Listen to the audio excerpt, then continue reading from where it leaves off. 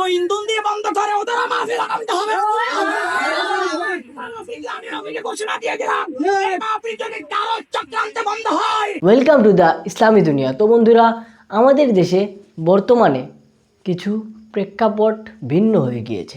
আমাদের দেশের মিস্টার আওয়ামী লীগ সরকার মিসেস শেখ হাসিনা উনি যখন দেশ থেকে চলে গেলেন তখন কিন্তু দেশে একটা কেওস সৃষ্টি হয়ে গেল এবং সেই কেওসের মধ্যে ঝামেলায় পড়ে গেল লাগতেছে যে সুন্নি জামাতরা।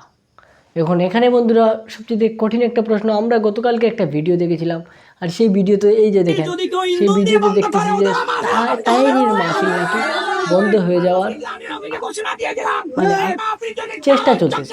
তো বন্ধুরা, সেই চেষ্টায় একজন লোক এসে বলল যে ইন্ধন দিয়ে বন্ধ করে ওদের মাহফিল আগামীতে হবে। ঘোষণা দিয়ে গেলাম এই মাহফিল যদি কারো চক্রান্তে বন্ধ হয়। আর এরপর থেকে পুরো বাংলাদেশের মধ্যে একটা সুন্নি জামাতের মধ্যে একটা মানে আর কি মনের ভিতরে একটা গন্ডগোল সৃষ্টি হয়ে যাচ্ছিল যে আসলে দেশে কী হতে যাচ্ছে, আমরা সুন্নিরা কি ব্যাকফুটে চলে যাচ্ছি। ভাইয়েরা, এখন আমি আপনাদের কাছে একটা প্রশ্ন করি, এখানে সুন্নি জামাত হেফাজত এটা মেইন বিষয় না। মেইন বিষয়টা হচ্ছে আমরা ইসলাম ধর্মের অনুসারী, এটাই মেইন বিষয়। আর যারাই ক্ষমতায় যাক, জামাত কিংবা হেফাজত কিংবা সুন্নি, যাদের হাতেই ক্ষমতা থাকুক, আমাদের এটা ইনশিওর করতে হবে যে আমরা যেন নিজেদের মধ্যে লড়াইয়ে জড়িয়ে না থাকি। হ্যাঁ, হালকা মতের পার্থক্য থাকতে পারে, দ্যাটস ভেরি নর্মাল, এটা নবীজির আমলেও ছিল। তো বন্ধুরা, এরপর যে বিষয়টা নিয়ে আমরা আলোচনা করব সেটা হচ্ছে যে আমাদের তাহিরি হুজুর রিসেন্টলি আমি দেখতেছি উনি চট্টগ্রামের উদ্দেশ্যে আবার মাহফিলের জন্য যাচ্ছেন। এটা একটা সিগন্যাল, যে এটা দেশবাসীর জন্য একটা সিগন্যাল যে আমাদের তাহিরি হুজুরের যেসব প্রোগ্রাম রয়েছে, যারা তাহিরি হুজুরের সাথে প্রোগ্রামের জন্য কন্ট্যাক্ট করেছেন তারা আপনারা ইনশিওর থাকেন, আপনারা মানে আর কি নর্মাল থাকেন, আপনারা চিন্তামুক্ত থাকেন যে তাহিরি হুজুর ওয়াজ করবেন এবং উনি ওয়াজ করতেছেন। এবং আমাদের দেশের মাটিতে, বাংলাদেশের মাটিতে ওয়াজ মাহফিল বন্ধ করা এতটা সহজ বিষয় না ভাই। যদিও আমাদের গত সরকারের আমলে,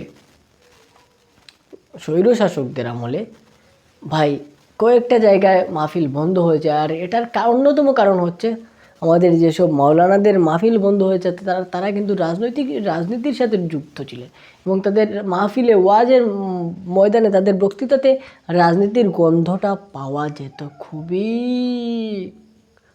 স্পষ্টভাবে। আর এর কারণেই কিছু মাহফিল বন্ধ হয়ে গিয়েছিল। তো বন্ধুরা, আমরা তাহিরি হুজুরের ভিডিওর এই অংশ থেকে বন্ধুরা বুঝতে পারতেছি যে উনি পুরা ইসলাম কমিউনিটিটাকে এক হতে বলতেছেন, পুরা দেশের ইসলামকে এক হতে বলতেছেন। আর সুন্নি জামাত হেফাজত এসব ভেদাভেদ ভুলে গিয়ে আমরা যে মুসলমান, আমাদের মতের অমিল থাকতে পারে, এটা আমি আগেও বলেছি নর্মাল, আমরা যে মুসলমান এই বিষয়টাই কিন্তু আমাদের কনসার্ন এবং কনসিয়াস থাকা উচিত এই বিষয়টা নিয়ে। আমরা আমাদের এক সময় হেফাজত ক্ষমতায় গেলে সুন্নির ও জামাতের ওয়াজ হতে দিবে না, জামাত ক্ষমতায় গেলে সুন্নির ওয়াজ হতে দিবে না, সুন্নি ক্ষমতায় আসলে জামাতের ওয়াজও হতে দিবে না। এটা এই যে আমাদের একটা সিস্টেমটা, এই সিস্টেম থেকে আমাদের বের হয়ে আসতে হবে, আমাদের এই সিস্টেমটা বন্ধ করে দিতে হবে। আর এটার মুখ্যম সময় কিন্তু বন্ধুরা এখনই। আপনারা কি বলেন অবশ্যই কমেন্টে জানিয়ে দেবেন। দেখা হচ্ছে বন্ধুরা নেক্সট ভিডিওতে। আজকের মতো বিদায়, আসসালামু আলাইকুম।